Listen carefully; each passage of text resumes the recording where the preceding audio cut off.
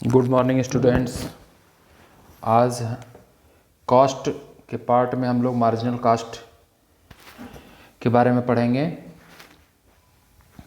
Marginal cost refers to addition to total cost when one more units of output is produced. हमने marginal revenue के बारे में पढ़ा था हमने कि जो हर एक सिंगल यूनिट के सेल करने से जो रेवेन्यू होती थी वो मार्जिनल रेवेन्यू होती थी।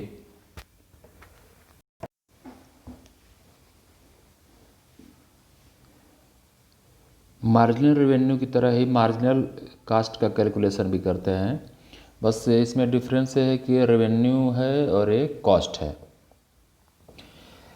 जब हम प्रोडक्शन करते हैं तो हर यूनिट जैसे जैसे प्रोडक्शन हमारा इंक्रीज होता है तो पर यूनिट प्रोडक्शन पर लगने वाला कास्ट इंक्रीज होता है। जब कास्ट तो पर यूनिट प्रोडक्शन जो इंक्रीज होता है उसमें लास्ट यूनिट पर जो कॉस्ट लगता है वही मार्जिनल कास्ट है। इसको एग्जांपल के थ्रू समझेंगे तो अच्छे से समझ में आएगा। If total cost of producing 2 units is 200 rupees and total cost of producing 3 units of 240 rupees, calculate marginal cast. अब इनको मार्जिनल कास्ट हमको कैलकुलेट करना है। इसमें देखेंगे मार्जिनल कास्ट का फार्मूला जैसे हमने देखा था टोटल रिवेन्यू का formula, total revenue marginal revenue का फार्मूला मार्जिनल रेवेन्यू यान equal to total revenue N minus total revenue N minus 1। Same यही फार्मूला है, कास्ट इसके जगह पर रेवेन्यू की जगह पर डिस्प्लेस करते हैं इसको। Marginal cost equal to total cost minus N minus total cost N minus 1। तो इसको जब हम सॉल्व करेंगे तो इसमें देखेंगे हम मार्जिनल कॉस्ट थर्ड यूनिट का हमको कैलकुलेट करना है। 2 यूनिट का प्रोडक्शन किया तो 200, एक यूनिट इंक्रीज हुआ। 2 से जब प्रोडक्शन हमारा कहाँ हुआ 3 यूनिट का होता है। एक यूनिट जब इंक्रीज होता है तब हमारा कॉस्ट कितना इंक्रीज हो रहा है, यही क्या होता है टोटल मार्जिनल कॉस्ट। तो मार्जिनल कॉस्ट थर्ड यूनिट का हम कैलकुलेट करेंगे फार्मूले के थ्रू। तो टोटल कॉस्ट थर्ड यूनिट का minus total cost third minus 1 means 2। Marginal cost third unit का equal to total cost third unit का माइनस टोटल कास्ट 2 यूनिट का, क्योंकि n माइनस 1 मीन्स नंबर्स है। 3 माइनस 1 इक्वल टू 2। यह हो गया हमारा टोटल कास्ट 3 यूनिट का 240, 2 यूनिट का टोटल कास्ट 200, डिफरेंस हो गया 40। यह हो गया मार्जिनल कास्ट। इस तरह मार्जिनल कास्ट का कैलकुलेशन करते हैं। मार्जिनल कास्ट पर यूनिट पर होने वाला चेंज है टोटल कास्ट में। अब हमने देखा था कि जब शॉर्ट टर्म पीरियड की बात करते हैं हम तो शॉर्ट पीरियड में जो कॉस्ट होती है वो फिक्स कॉस्ट फिक्स होती है, उसमें कोई चेंज नहीं होता। वह जो हमारे पास टोटल कॉस्ट है वह फिक्स रहेगी, उसमें कोई चेंज नहीं होगा। फिक्स कॉस्ट में वेरिएबल कास्ट को चेंज करते हैं, इसलिए जो मार्जिनल कास्ट होता है वेरिएबल कास्ट से ही कैलकुलेशन होता है, क्योंकि यह हर यूनिट में टोटल कास्ट में जो इंक्रीज हो रहा है वही हमारा क्या है मार्जिनल कॉस्ट। तो हर यूनिट में जो इंक्रीज हो कॉस्ट में इंक्रीज हो रहा है कौन सा कॉस्ट है, टोटल वेरिएबल कॉस्ट है। क्योंकि जो टोटल फिक्स कॉस्ट है वो तो फिक्स है, उसमें चेंज ही नहीं होता, इसलिए हम मार्जिनल कास्ट को टोटल वेरिएबल कॉस्ट से ही कैलकुलेट करते हैं। जब इसका हम कर्व ड्रा करने के लिए करेंगे तो जैसे हम लोगों ने एवरेज कॉस्ट और एवरेज वेरिएबल कॉस्ट का कर्व ड्रा किया था, सेम उसी तरह यू शेप में ही होगा। इसमें आप देख सकते हैं टोटल कॉस्ट है तो इसको हम कैलकुलेट नहीं कर सकते हैं, 20 है तो 10 है। फिर नेक्स्ट हम देखेंगे मार्जिनल कॉस्ट क्या है 2 है, फिर नेक्स्ट देखेंगे 6 है, नेक्स्ट देखेंगे 4 क्या है डाउन हो रहा है मार्जिनल कॉस्ट, यहाँ तक डाउन हो रहा है। तो हम जो मार्जिनल कॉस्ट कर्व कैलकुलेट करेंगे क्या होगा वो ऐसे पहले डाउन होगा, फिर क्या 4 के बाद देखिए हम इंक्रीज हो रहा है, फिर मिनिमम पॉइंट 4 पर आया फिर इंक्रीज हो रहा है तो मिनिमम पॉइंट पर आएगा फिर इंक्रीज होगा। ऐसे यू शेप में ही मार्जिनल कॉस्ट होता है। यह ड्रा किया गया है इस एग्जाम्पल के थ्रू, इसलिए इसमें पॉइंट्स हमको चारों तरफ दिखाई दे रहे हैं। बट हम जब सिंपल में कभी जब कोई क्वेश्चन पूछा जाएगा इससे हमको ड्रा करना हो तो हम सिंपल में ऐसे ड्रा करेंगे। हमने आउटपुट लिया इधर मार्जिनल कॉस्ट लिया तो मार्जिनल कॉस्ट का शेप पूछेगा तो ऐसे हम सिंपल में मार्जिनल कॉस्ट का शेप बता देंगे कि यू शेप में होता है। नेक्स्ट एसी और एमसी, एवरेज कास्ट और मार्जिनल कास्ट के बीच रिलेशन कैसे है। अभी हमने देखा था, जो इसके पहले हमने जो ड्रॉ किया था, तो उसमें हमने देखा था जो हमारा एवरेज कास्ट होगा वो अभी यू शेप का ऐसे होता है। इससे पहले जो हमने ड्रॉ किया तो एवरेज कास्ट ऐसे होता है। मार्जिनल कास्ट जो होगा इस तरह से होगा, और एसी के मिनिमम पॉइंट से होते हुए मार्जिनल कास्ट ऊपर जाता है।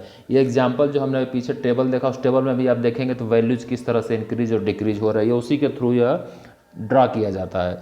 एवरेज कास्ट हम पहले ड्रा कर चुके हैं, कर्व मार्जिनल कास्ट अभी हमने ड्रा किया, दोनों का रिलेशन हम यहाँ देख रहे हैं क्या होता है। एवरेज कास्ट कर्व ऐसे यू शेप में होता है, मार्जिनल कास्ट कर्व भी ऐसे यू शेप में होता है। अब रिलेशन देखिए इसमें, when MC less than AC, जब मार्जिनल कास्ट एवरेज कास्ट से लेस हो, मीन्स यह वाला पार्ट है जो यहाँ पर नीचे है, यह एमसी क्या है, एवरेज कास्ट से कम है। इस समय एवरेज कास्ट क्या होती है, डाउन हो रही है, यह देख सकते हैं आप। सेकेंड, जब मार्जिनल कास्ट और एवरेज कास्ट इक्वल हो, मीन्स यह वाला पॉइंट है जहाँ दोनों इक्वल हैं, marginal cost equal to average cost, यहाँ दोनों कर्व इक्वल हैं। इक्वल होने के कारण एसी क्या है, एवरेज कास्ट कांस्टेंट है, मिनिमम पॉइंट पर है। थर्ड देखेंगे, marginal cost greater than AC, means marginal cost average cost के ऊपर या चला जाता है कर्व, तब क्या सिचुएशन है, तब एवरेज कास्ट क्या है, इंक्रीज होता है। बट इसमें एक स्पेशल पॉइंट आप देख सकते हैं कि जब हम average cost marginal cost down हो रही है तो एवरेज कास्ट भी डाउन हो रही है। मार्जिनल कास्ट मिनिमम पॉइंट पर है तब भी एवरेज कास्ट डाउन हो रही है। मार्जिनल कास्ट इंक्रीज होना स्टार्ट हो गया फिर भी एवरेज कास्ट क्या देखेंगे, डाउन ही हो रही है, डिक्रीज ही हो रही है। जब मार्जिनल कास्ट एवरेज कास्ट के इक्वल हो जाती है, इसके बाद जब मार्जिनल कास्ट इंक्रीज होगी तब क्या है, यह एवरेज कास्ट फिर इंक्रीज होना स्टार्ट होगा। तो यह है मार्जिनल कास्ट। तो इसमें हम एक पॉइंट यह देख सकते हैं कि जब एवरेज कास्ट डाउन हो रहा है तो मार्जिनल कास्ट डाउन भी हो रहा है, मार्जिनल कास्ट मिनिमम पॉइंट पर भी आता है, मार्जिनल कास्ट इंक्रीज भी होना स्टार्ट हो जाता है। यह तीन सिचुएशन मार्जिनल कास्ट की है, बट एवरेज कास्ट क्या है, डिक्रीज ही हो रहा है। तो इस तरह का ये रिलेशन है तीन जो इम्पॉर्टेंट है इससे रिलेटेड। अब हमने इससे पहले देखा था एवरेज वेरिएबल कॉस्ट कर्व के बारे में, एवरेज कॉस्ट कर्व के बारे में हमने देखा था, और मार्जिनल कॉस्ट कर्व के बारे में अभी देखा। एवरेज फिक्स कॉस्ट भी देखा था, इसको हम छोड़ सकते हैं। तो हमने देखा था कि average cost curve U shape में होता है ऐसे, जो एवरेज वेरिएबल कॉस्ट कर्व होता है इसका मिनिमम पॉइंट एवरेज कॉस्ट से पहले होगा, यह हमने देखा था, यह एवरेज वेरिएबल कॉस्ट है। मार्जिनल कॉस्ट हम ये देखेंगे कि यह दोनों के मिनिमम पॉइंट से ही होकर जाएगा। जो मार्जिनल कॉस्ट कर्व है, एसी कर्व और एवरेज कॉस्ट और एवरेज वेरिएबल कॉस्ट कर्व हमने जो पहले पढ़ा था, इन दोनों के मिनिमम पॉइंट से ही मार्जिनल कॉस्ट इंटरसेक्ट करता है। यहाँ मिनिमम पॉइंट है एवरेज वेरिएबल कॉस्ट का, यहाँ एमसी इसको इंटरसेक्ट करता है, और एवरेज कॉस्ट का माइनस पॉइंट है, यहाँ पर यह इसको इंटरसेक्ट करता है। इस तरह आप देख सकते हैं कि मार्जिनल कॉस्ट दोनों के मिनिमम पॉइंट पर इंटरसेक्ट कर रहा है। तो यह जब भी रिलेशन के क्वेश्चन इस तरह के आते हैं तो पहले हमको इस कर्व को बनाने की प्रैक्टिस करनी होगी। प्रैक्टिस करने से हमको याद हो जाएगा किस कर्व का शेप कहाँ होता है, कौन कहाँ से इंटरसेक्ट करता है।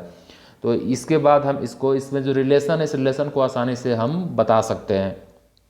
रिलेशन पहले भी देखा हमने कि एवरेज वेरिएबल कास्ट का मिनिमम पॉइंट जो होगा वह एवरेज कास्ट के मिनिमम पॉइंट से लेफ्ट साइड में होगा। मार्जिनल कास्ट जो नीचे से इंटरसेक्ट करेगा तो एवरेज वेरिएबल कास्ट को मिनिमम पॉइंट पर इंटरसेक्ट करेगा, और एवरेज कास्ट को भी इंटरसेक्ट करेगा मिनिमम पॉइंट पर।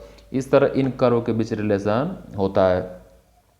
अभी हम जब भी इसको कर्व को बनाते हैं फ्री हैंड ही बनाते हैं, कि हम बना लिया, हमने एवरेज कॉस्ट कर्व बना लिया, रिलेशन पर एवरेज वेरिएबल कास्ट आएगा, डिक्रीज होगा, मिनिमम पॉइंट आएगा, इंक्रीज होना स्टार्ट हो जाएगा एवरेज वेरिएबल कास्ट।